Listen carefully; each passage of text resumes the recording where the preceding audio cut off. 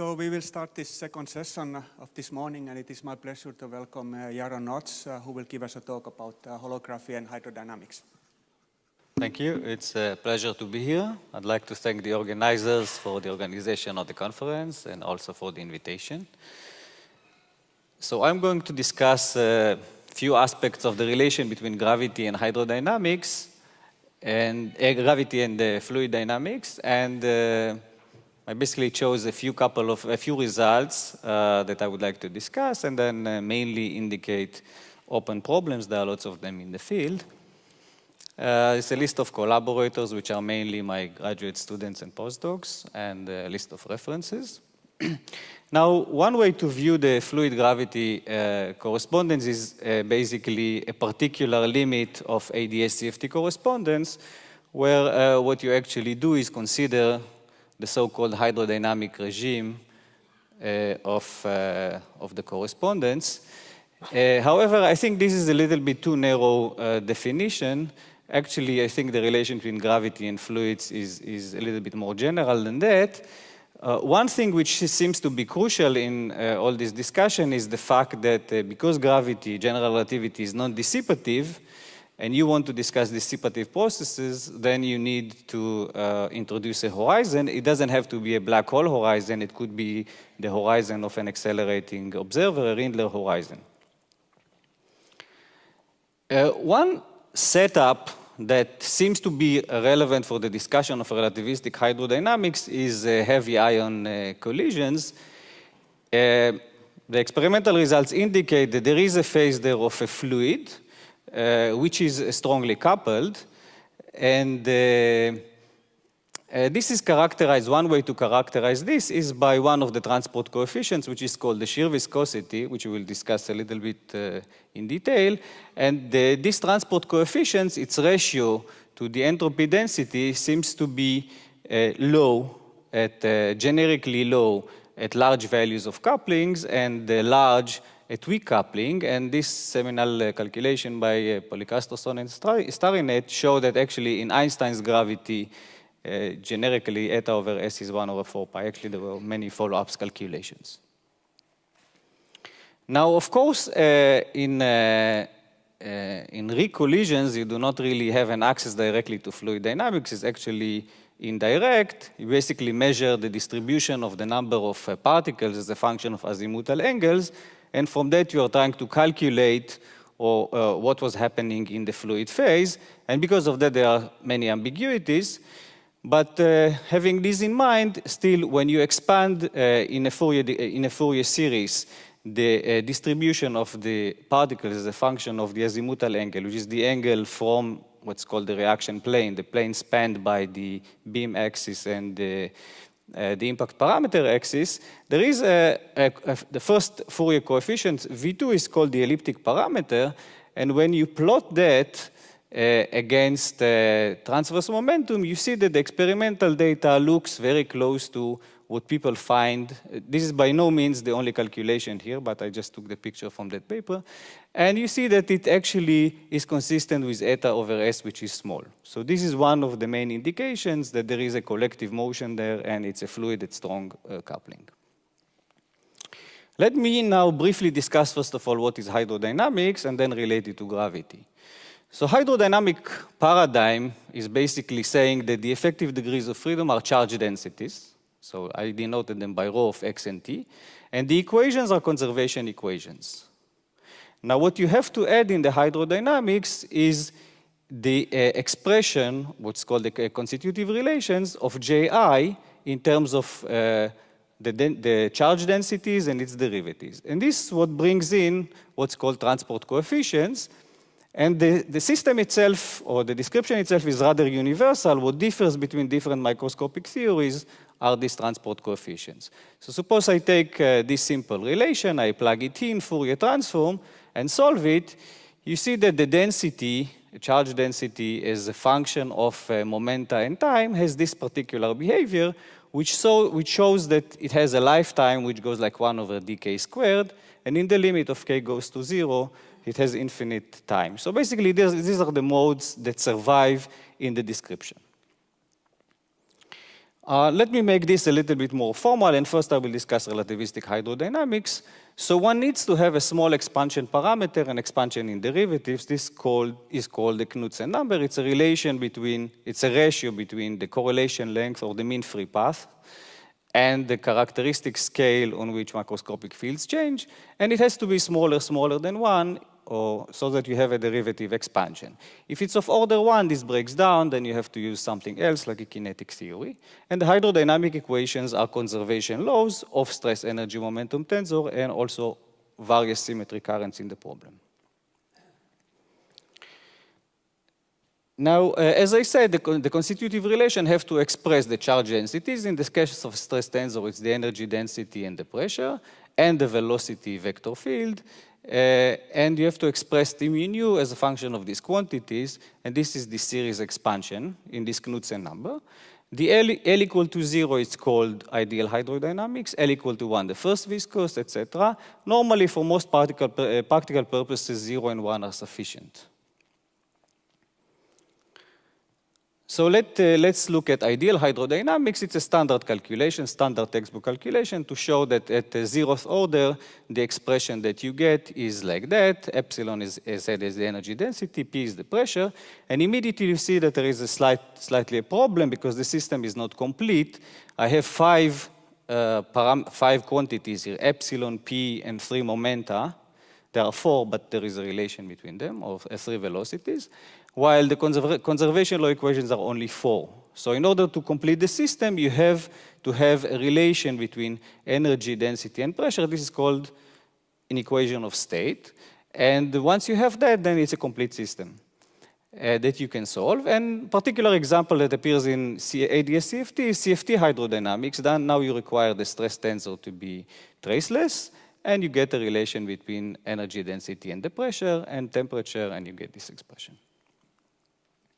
At the first viscous order, the most general thing you can actually write has 2 transport coefficients. This shear viscosity we saw before, and zeta is called the bulk viscosity.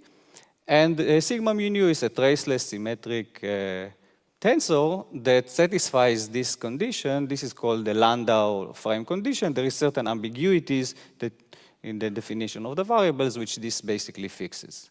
So if you are considering the case of conformal hydrodynamics, this term drops, zeta is equal to 0, because this is not traceless. So you have only 1 transport coefficient. Otherwise, you have these 2. And of course, if you go higher at higher orders, you'll have more and more.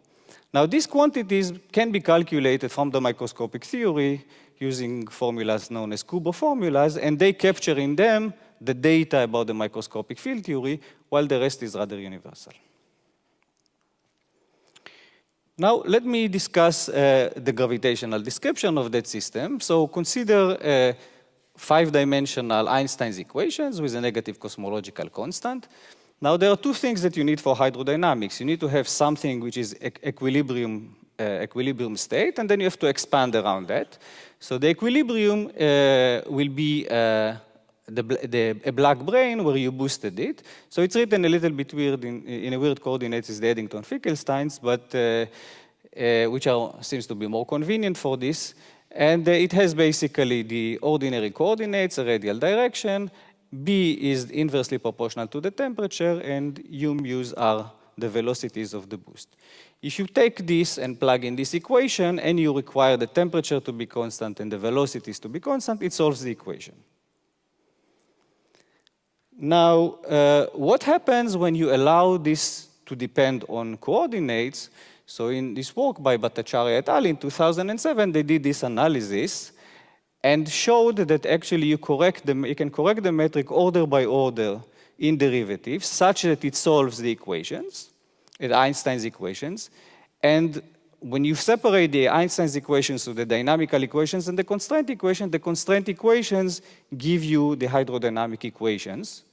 Alternatively, you can calculate the boundary stress tensor, and you see that it's a boundary stress tensor of a relativistic conformal hydrodynamics with certain transport coefficients, which they calculated to second order. An alternative way to think about it actually follows a program that was very popular back in late 70s and beginning of 80s, which went under the name the membrane paradigm, where people tried to understand the dynamics of black hole horizons as a fluid. At that time, they didn't really get precisely a fluid. It looked like a fluid almost. But if you apply that analysis for the asymptotically ADS cases as an example, you will see that the Navier-Stokes equations come out as the Gauss-Godazzi equations of the horizon. And this is actually fruitful for certain things. And let me give you one example. But actually, before I give you the example, let me just tell you what are the relation between the variables. So if I plot the planar horizon of a black brane as a line, just because it's planar, and then the deviation from that is the temperature in the hydrodynamics as a function of coordinates for which we have to solve, and the normal is the velocity. And the Gauss-Godazzi equations, they are basically Einstein's equations projected on the horizon. They describe the evolution of the horizon. They are exactly the Navier-Stokes equations. Okay, so the example that I wanted to give you is the example of a bulk viscosity, which vanishes in the conformal case, but it's non-vanishing in a non-conformal case. And that's an example where the horizon is actually useful for calculations. So suppose I take a most general, it's a d-dimensional, but it doesn't matter, 5-dimensional Lagrangian with curvature, scalars, and some gauge fields. Now, I'm going to discuss here a non-conformal hydrodynamics. If you look at the Gauss-Godazzi equations, one of them, it's called the focusing equation, is the equation when you project with respect to the two null vectors which are normal to the horizon. This is actually the entropy conservation law. And when you do that calculation, you see that the ratio between, in this gravitational theory, is the ratio between the bulk viscosity and the shear viscosity is written simply in terms of horizon data. It's basically the variations of the scalars at the horizon with respect to entropy density and with respect to the various charges in the problem. Now, this is kind of confusing because you see that the only data that is needed is equilibrium data, while these transport coefficients appears at first order. So naively, you would think that you need to calculate something at first order in order to see that. And actually, I was under the impression that presumably this formula actually holds only in certain cases. And in fact, it might depend, this ratio might depend on the radial direction. But there was an evidence that this is not the case. I mean, basically all the examples that were tested, it worked in rather generality. And now we have actually a better understanding of that and a proof, basically, that in this correspondence, all these transport coefficients are independent of the radial direction, actually independent of the fact that you add also higher curvature corrections.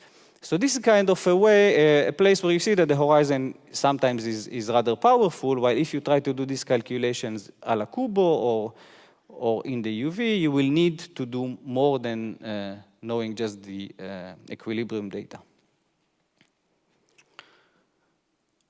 Another curious case where actually something turned out to be against maybe the things that were known before was the issue of anomalies. So the question is, suppose you have a microscopic quantum field theory that has global triangle anomalies. What happens in the hydrodynamics? Does the hydrodynamics know about it? So curiously enough, this was first discovered in the gravitational setup by two groups.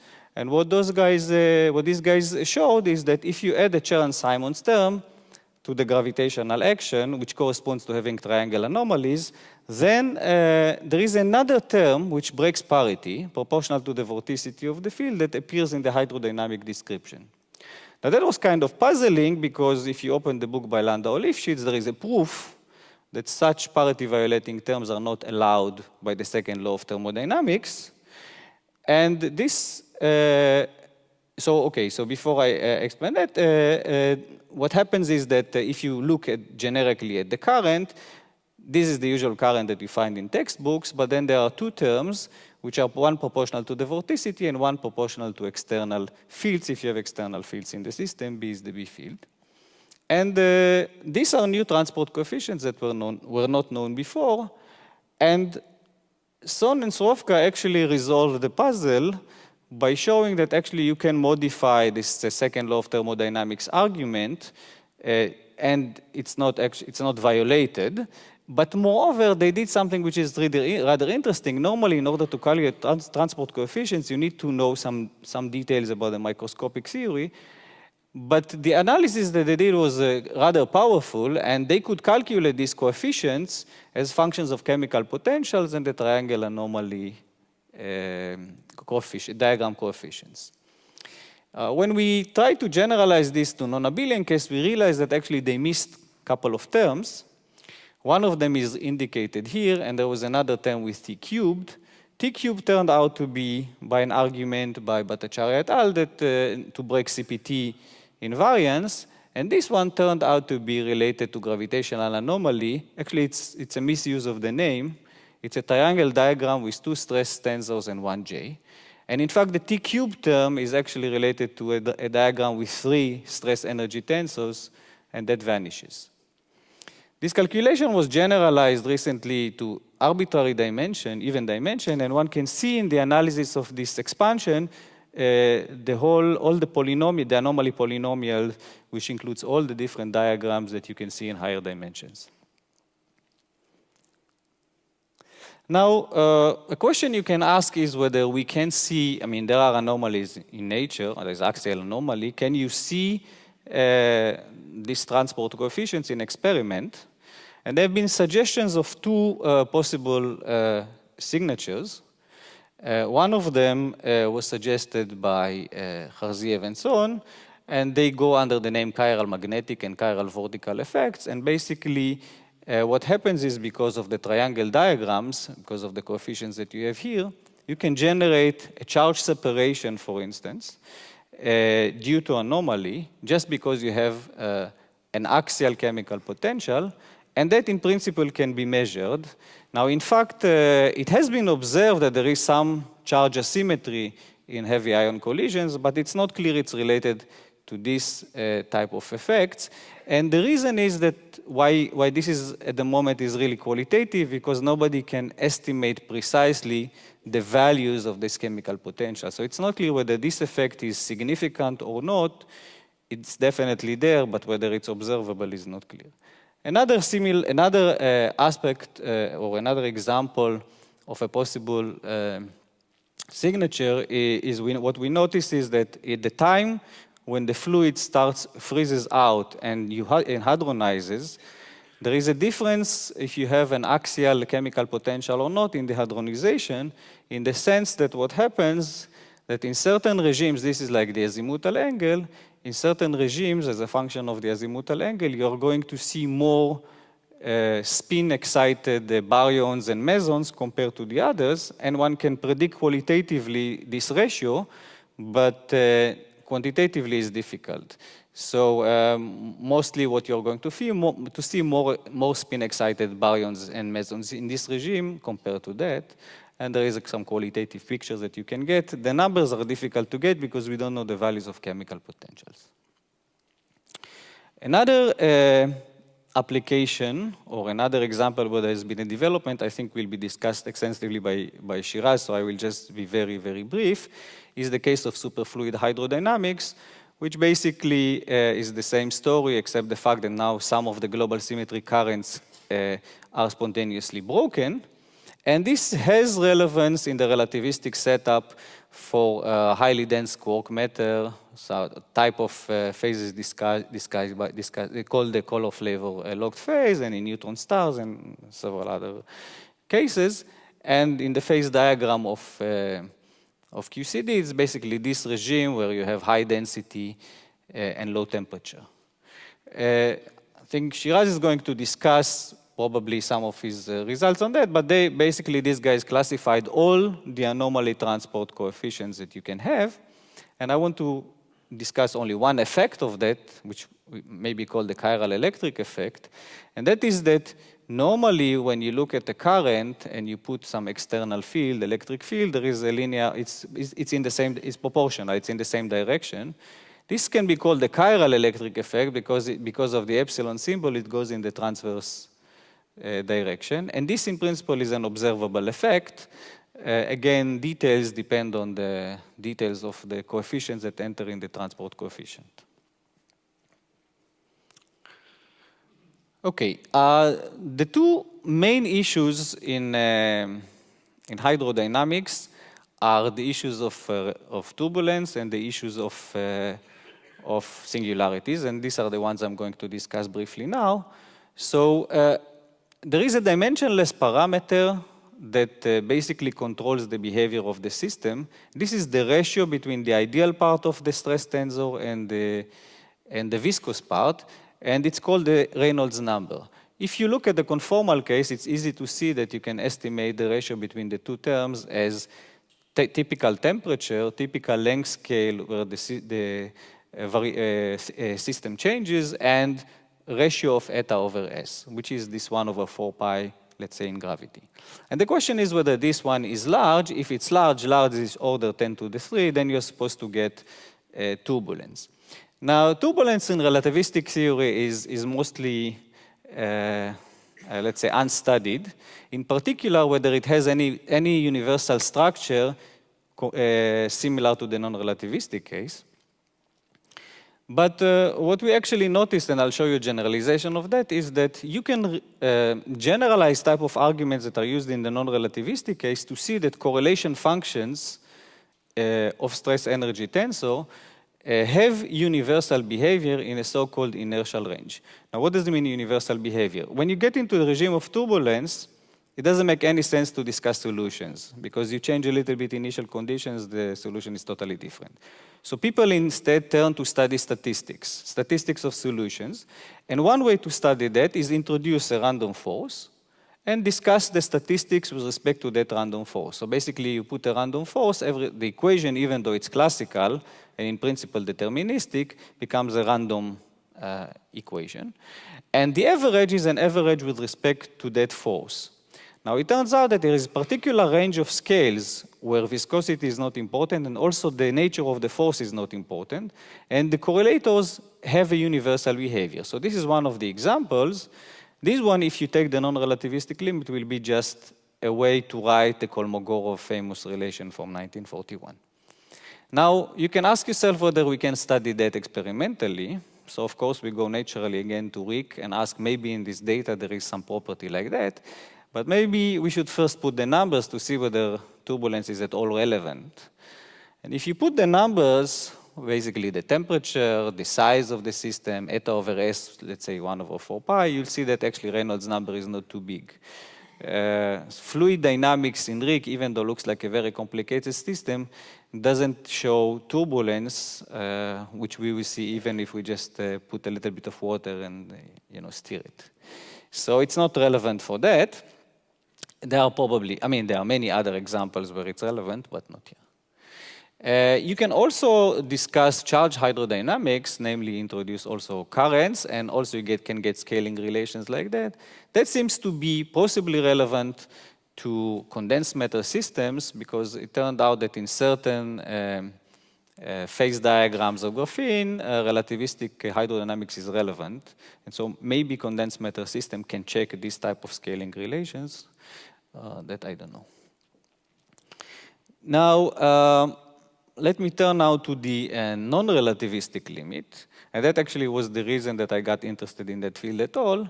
It turned out that there is a limit of hydrodynamics, relativistic one, in particular conformal hydrodynamics, where you get the actual Navier-Stokes equations that describe ordinary fluid, the incompressible one.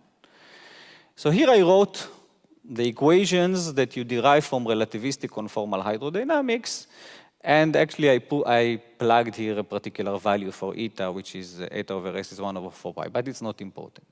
The particular limit that one takes is that you scale the velocities as epsilon. Epsilon goes roughly like 1 over the speed of light. Derivative in space direction like epsilon, but derivatives in time directions like epsilon squared. That's the important point in order to get the relativistic limit. And expand the temperature like that, where P also scales like epsilon squared. And if you take these equations, it's very easy to see that the first equation is going to give you the incompressibility condition. And the second equation is going to give you the ordinary Navier-Stokes equation, which is an evolution equation for a velocity field with a nonlinear term pressure, and viscosity. And this is basically F equal ma, second law of classical mechanics, written for every fluid element. The incompressibility condition also can be understood. It's basically whenever the velocity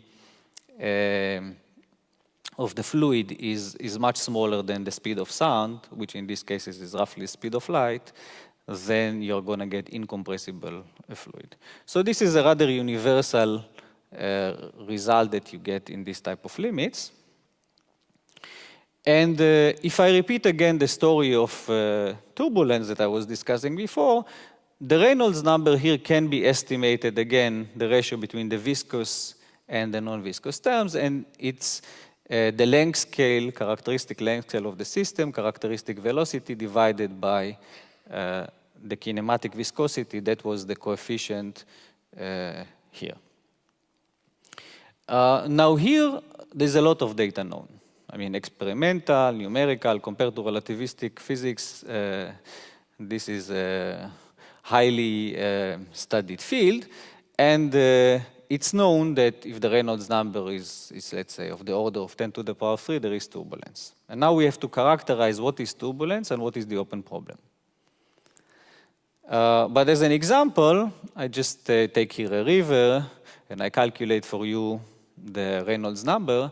Now, because the kinematic viscosity for water is 10 to the minus 6 meters squared over second, compare this to this eta over s, which was 1 over 4 pi, then if I put here this 10 to the minus 6, whatever I do here, basically I'm going to get a high Reynolds number. That's why turbulence is the generic behavior in non-relativistic physics. And so now when people turn to study the statistics of the solution, they realize that there is a universal property of turbulence. And this universal property is independent of the type of fluid, of the type of forcing. It's just rather general. So one considers a range of scales which is called the inertial range, where the inertial range is bigger than the scale of viscosity, the viscous scale, so there is no dissipation. It's much smaller than the scale where basically you force the system. And you calculate moments of velocity differences to some power n, where the average can be average with respect to a random force. That's one particular way of doing it. And you get a universal scaling with exponents that are real numbers that can be measured. Now, in this field, there is one exact result from 1941, which is Kolmogorov result, which is if you take here n to be 3, this exponent is 1, and it actually works correctly with experiment. Other than that, there are no analytical results, there are only numerical calculations. So the problem of turbulence, or when people mean solve turbulence, what they mean is find a way to calculate this infinite number of exponents where there is no expansion parameter. So here is a schematic plot of the results. This is a naive dimensional analysis that would give you for the moment n over 3, this Kolmogorov scaling. It does not agree with the result of experiments or simulations. And this plot is the plot of these real numbers, and these guys know it, I mean, at least to n equal to 10, maybe even more than that. So one thing that was fun was to discover that actually 70 years after Kolmogorov, you can actually discover new scaling relations that were not known. And they just came about from thinking about the relativistic theory and how to derive it, and seeing that the argument that appears in the book by Landau-Lifshitz, on the standard textbooks, about how to derive this scaling relation, maybe is not general enough. So the argument there goes like there are these big eddies that become small eddies, energy is transferred, and it's basically dimensional analysis. Turns out that if you just use the fact that there is a conservation law and assumptions about inertial range, you can derive new scaling relations that I write here and also for compressible turbulence. In principle, they can be measured experimentally. And okay, so that's some contribution. Of course, there are still infinite number of them, and all these tricks will not work for the other numbers. Okay. let me make a few comments on generalities. So one thing that I wanted to say is that it seems that it's not important to have really black holes. Rindler horizon might be sufficient. Namely, it's enough that there is a horizon and some expansion parameter to relate fluid dynamics to gravity. And there's been a series of papers that actually showed how to expand around the Rindler horizon and get Navier-Stokes equations, and even suggestions that maybe this could be a starting point to discuss holography in asymptotically flat spacetimes. The last thing I want to briefly discuss is the issue of singularities in hydrodynamics. So this is basically the second important question in Navier-Stokes physics. The first one was calculate the exponents. And it's also one of the important problems in mathematics, one of the millennium problems. Actually, it turns out that something curious happens. There are two important problems, millennium problems in mathematics that are related to physics, and both of them might be addressed by gravity or string theory. The other one is the mass gap in Yang-Mills. So the question here is, suppose you start with the Navier-Stokes equations, and you have initial conditions which are pretty tamed, velocity is bounded, energy is bounded, gradients are bounded, everything is okay. And then can you, at a finite time, generate a blow-up of the gradients of the velocity? Now, let me stress this, we are not talking about shock waves because the incompressibility condition does not allow shock waves. So these are really gradients of velocities that start to blow up. And in two space dimensions has been proven to be not the case. In three, it's an open problem. There is, from physics point of view, it will be a breakdown of the effective hydrodynamic description if something like this happens. And there is some problem in gravity that seems to be very similar to that, and that is the issue of cosmic censorship or heavy naked singularities. Suppose you start with a Cauchy data and let the geometry evolves, will you get naked singularities? Now, when I say it's similar, one has to be very careful because the relation between gravity and hydrodynamics, in principle, the way we presented it is order by order in derivatives. So what am I talking about when I'm saying there is a naked singularity? Maybe the whole relation breaks down. But having this in mind, we tried the following small thing. In gravity, so if there is a relation between the two, gravity might be very useful because there are all kinds of global methods that are known in gravity that might be applied there, and we can study that. And one of the ideas that we try to explore is this so-called Penrose inequality. So Penrose had the following basically very clever idea of generating an equality that, if violated by initial conditions, will lead to a naked singularity. And his argument was very simple.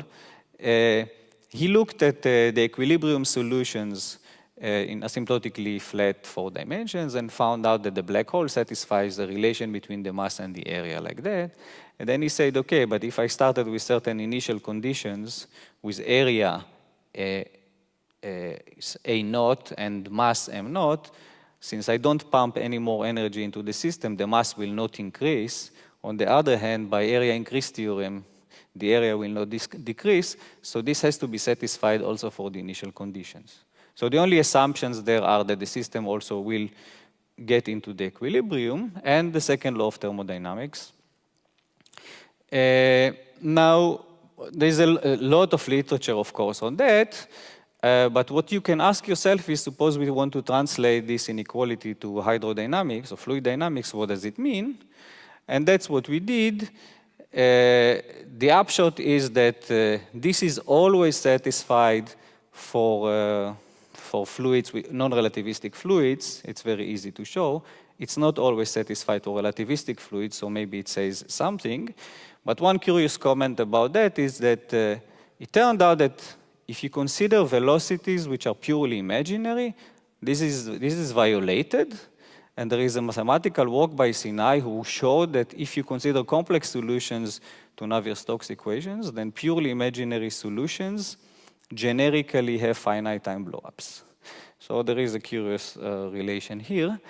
And this is the type of inequalities that we derived in generally for this. Okay, let me summarize. So I think most of the things, of course, are remain open and largely unexplored. The question whether we can say something about turbulence and its universal structure from gravity is completely, is fully open. And the reason why there could be maybe a way to do something there is that if you look at the phenomenology of turbulence, and they have such a field, it turns out that they have models that give all these these anomalous exponents in terms of some multifractal structure that comes out of nowhere. If this is something that is encoded in the data of the horizon, then maybe there is a geometrical way to characterize that. For that, of course, we need to put a random field and random source and make the horizon a random surface. Presumably, we might be able to say some things about the relation between singularities in these two systems, these two nonlinear systems. And there are lots of other things that you can discuss about anomalous properties, anomalous transport coefficients, and applications probably to gauge theories. Okay, thank you.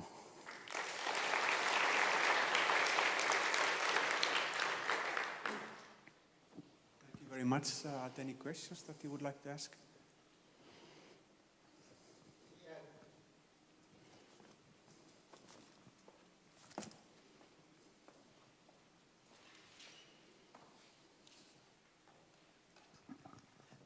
Were there any attempts to construct hydrodynamics model that would produce Einstein's equation? A hydrodynamic model that will produce Einstein's equation? So I'm not sure exactly what you mean, but so you can map basically solutions of Einstein's equations to solutions of Navier-Stokes equations, but general relativity is much bigger. I mean, Navier-Stokes is basically a particular corner of general relativity where you expand around the horizon. GR is much bigger than Navier-Stokes. I mean, the two systems are not equivalent, but a particular corner of general relativity, which is expansion around horizons, is the Navier-Stokes, but they are not equivalent systems.